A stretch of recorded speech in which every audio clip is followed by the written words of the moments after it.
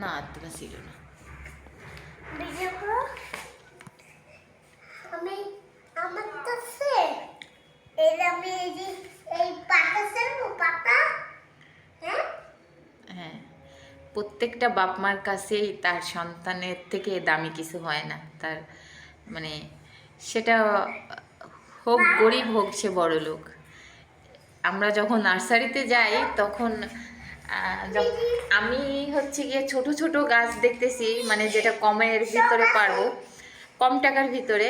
তো তখন আমার ছেলে আপনার হচ্ছে গিয়ে এই গাছটা ধরছে যে আম্মু আমি এটা নেব।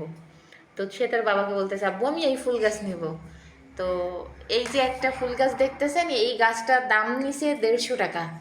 তো বাবুর বাবা বলতেছে ও যেটা ধরছে সেটাই দাও। তো ও সেটাই নেওয়া হবে, সমস্যা নেই, ওইটাই দাও ওকে। তো আমার মনে হয় প্রত্যেকটা বাপ মাই এমন হয়।